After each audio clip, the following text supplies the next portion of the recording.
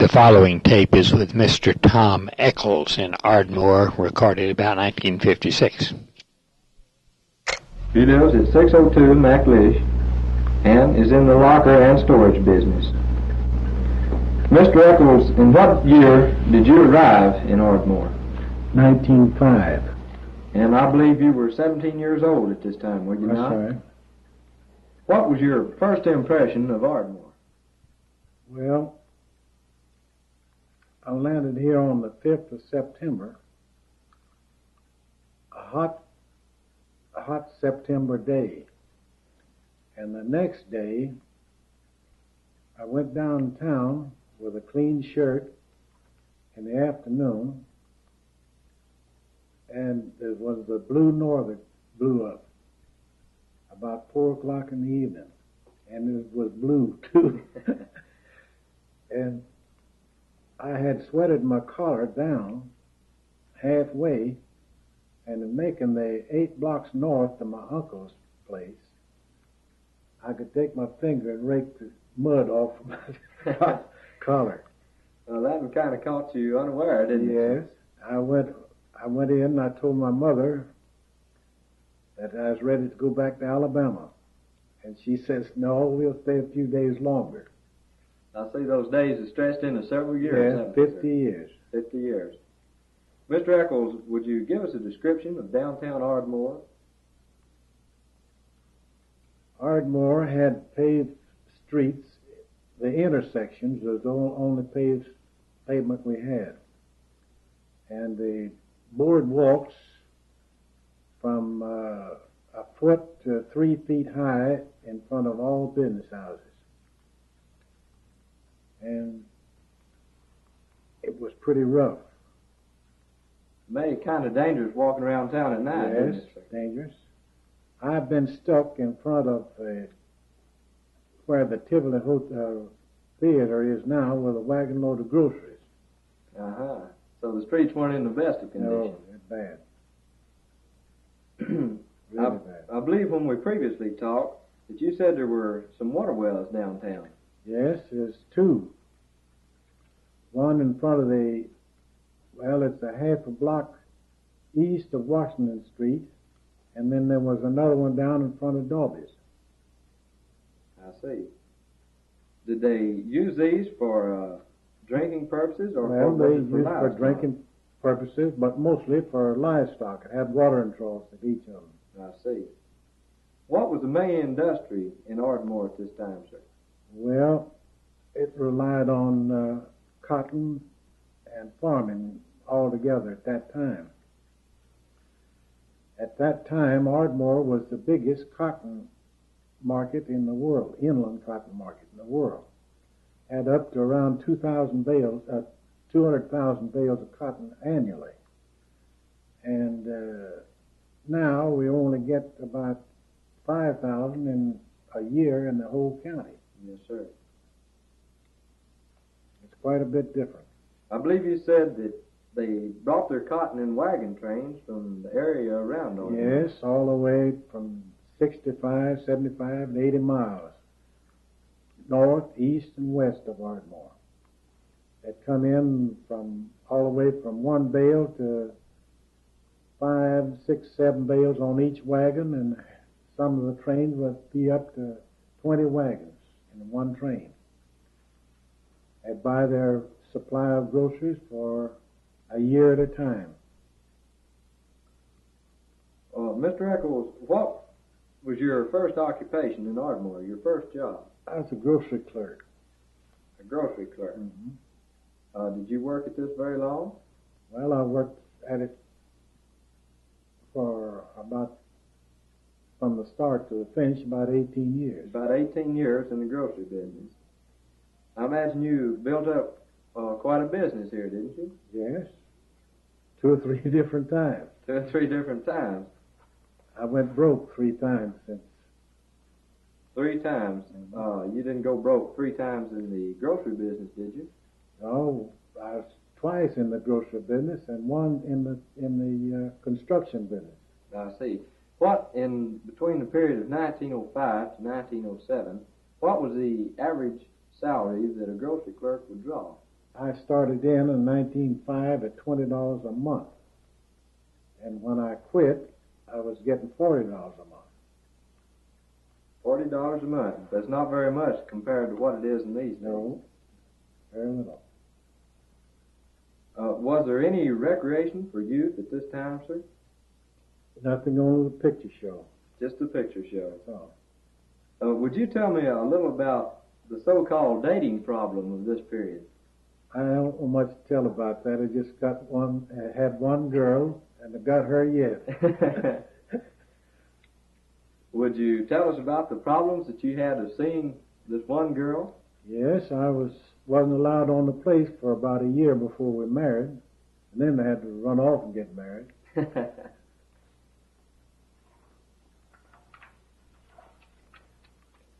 This is Richard Griffith, senior at AHS, class of 1956.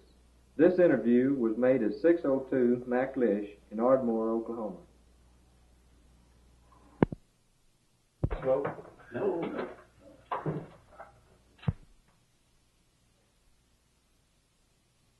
This is Mr. W.S. Bourne, who came to Ardmore at the age of 28 in 1910. He lives at 215B Southwest and is a pharmacist employed at City Drug, Ardmore, Oklahoma. What were your first impressions of Ardmore, Mr. Beaumont? Well, when I first came to Ardmore, got off at the Santa Fe Railroad, I was well impressed with Main Street and buildings in the town. Ardmore streets were paved at that time, and I felt like from the time I got here that I would like to live in the town. And my first work as a pharmacist was with the City Drug Store, and W.B. Frame was the owner of the store at that time. And I worked with Tom Frame, who is the druggist at Everett Henley's now. Tom and I worked together for many years in this drugstore. I believe you married a young lady by the name of Robinson. Yes, I married Joe F. Robinson's only daughter, Nora Robinson. And the second year after I came to Ardmore in 1911. Would you tell us a little about what Mr. Robinson did, sir? Mr. Joe F. Robinson was a town builder. He was a promoter. He dealt in real estate, was quite a promoter. He built the Streetway Way of Ardmore, from the Whittington Hotel to Lorena Park in the northwest.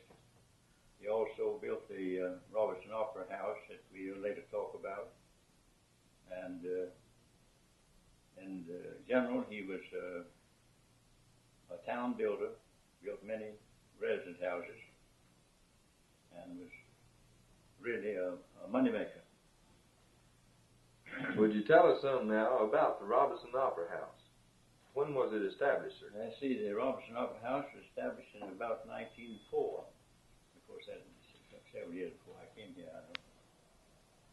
In the upstairs of what now is known as the Von Weiss building. Do I have to go ahead and say this now? Yes, sir. Go ahead, sir. What about that? Talk a little bit louder, sir. It was established by Joe F. Robertson, father Frank Robertson, and Nora Robertson Bowman. Nora Robertson, who later became the wife of W.S. Bowman in 1911. Mr. Joe F. Robertson was also a town builder.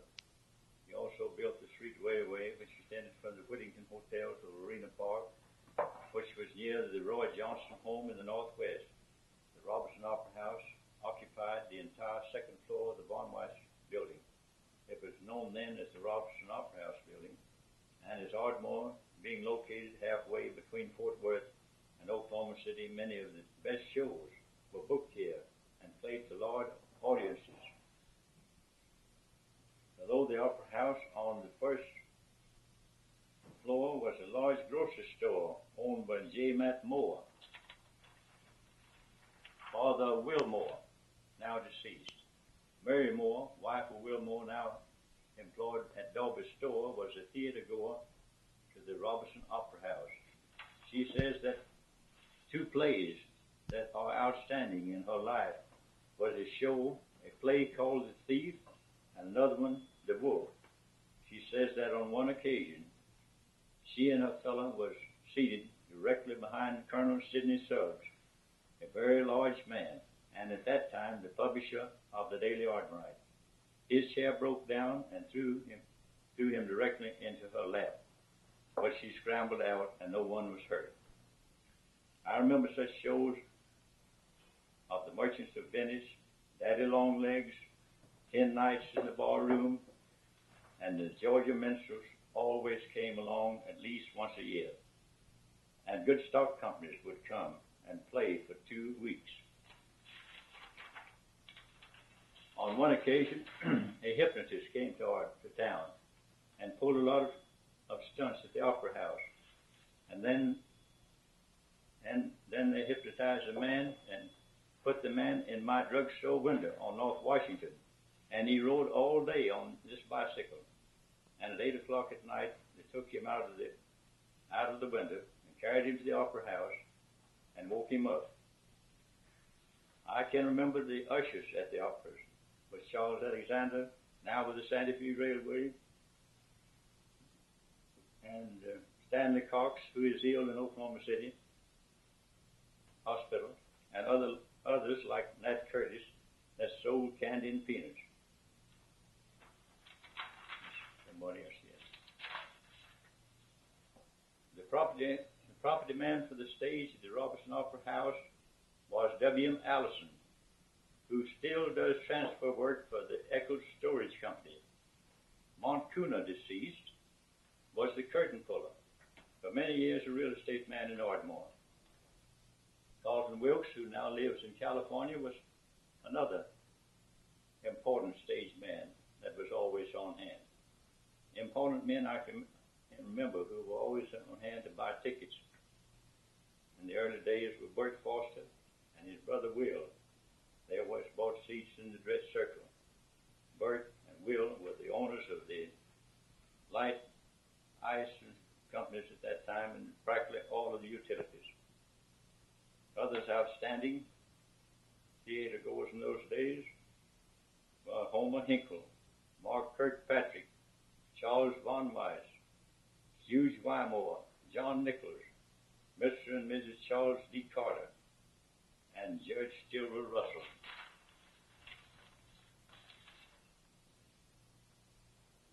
Rufus Post, a druggist, who ran a drugstore where the Tivoli Theater now stands, was also a theater goer. Charles Hotchkiss, juryman on Main Street, and hundreds of others that I can't think of now. Marvin Wolverton, an abstract man, and the late John Kuno, always on hand to shows.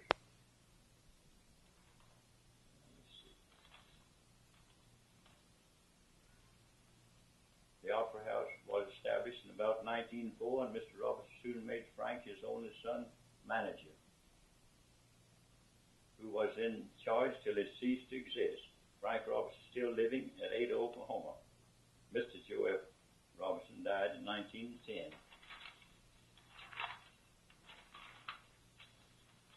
The show was for a long time the only show for amusement till Miss Amelia Hunter put in a silent picture show on the south side of Main Street and was known as the Majestic Theater, and another silent picture show known as the Theatorium, a few doors from her, operated by Mr. Bickle. The three shows ran this way for several years till the talking pictures came in, and the show was put in by Lowensteins and Lucian Cox. And of course, it wasn't many years till this type, the talking pictures, had all of the business. And in about 1921, I believe, the Robertson House ceased to exist. W.S. Bowen married Noah Robertson in 1911. And and to them 2 sons were born.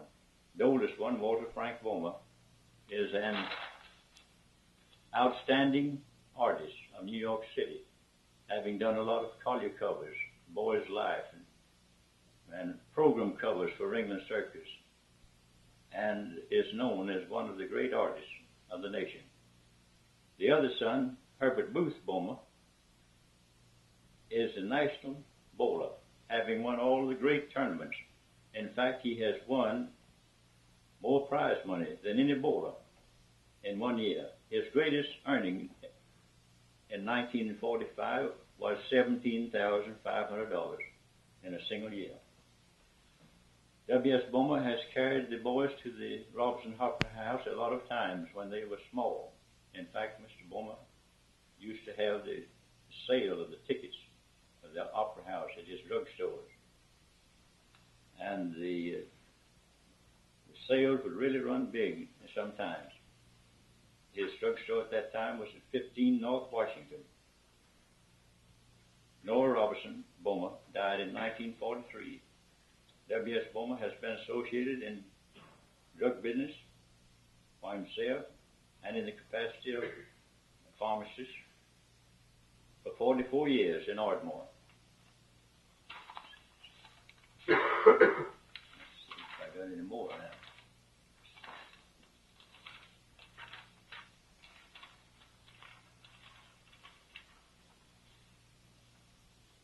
This being the only show place in southern Oklahoma at that time, the Robinson Opera House drew people from Madill, Duncan, Gainesville, Davis, Suffolk, and all of the towns in a radius of 50 miles, and was an outstanding show place for many, many years. Pardon me. Mr. Bowman, could you tell us something about how the Robinson Opera House was decorated? Well, as I remember, it was very plain white walls, and the chairs were not as modern as they are today, but most of them were very substantial. And I just can't remember what kind of pictures, if any, were on the walls. I don't remember much about that part of it.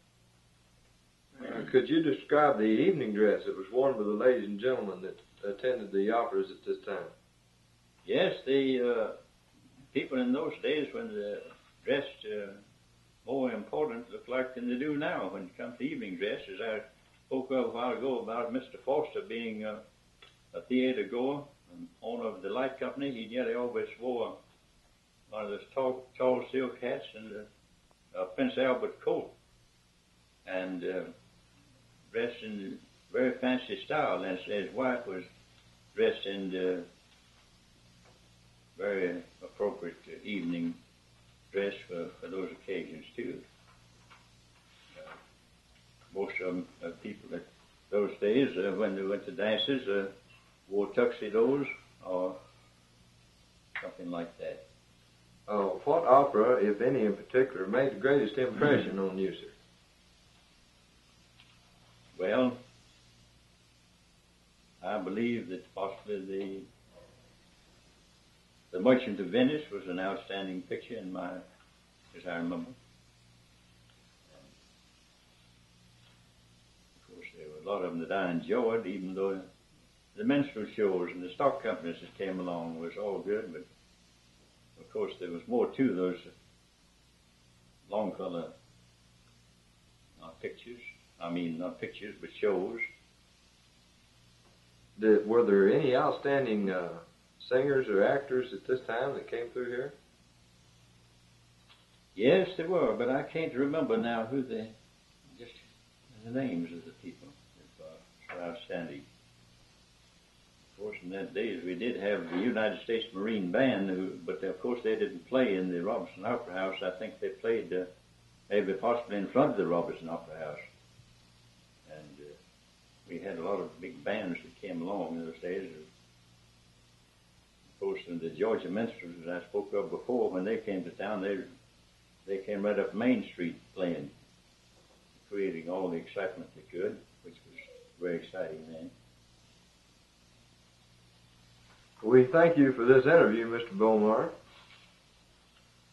This is Richard Griffith. Did you have something else to say, Mr. Beaumont? No, I just wish that I had had a little more time on this deal. I appreciate the fact that you had to get this up this week, and being pretty busy at the store, I haven't had much time to work at it. If I had, I could have gotten up something more fuller and possibly more interesting on the Robertson Opera House, but I've tried to give you in detail the outstanding features and things as I remember in those days. Well, we sure do thank you for your cooperation and time, sir. Yes, sir. You entirely welcome. Glad to help you. This is Richard Griffith, senior in Ardmore High School, class of 1956. This interview was made at 215B Southwest, the residence of Mr. W.S. Bowman in Ardmore, Oklahoma. Good.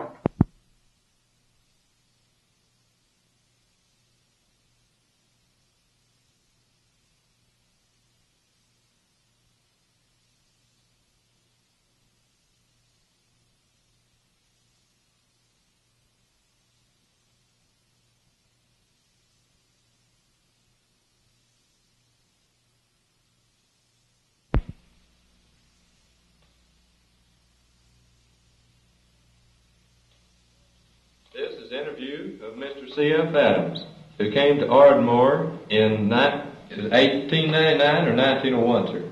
I came in November 1901. He lives at 309 C Street Southwest and is in the oil production business. Mr. Adams, would you tell us when you first came to Indian Territory? I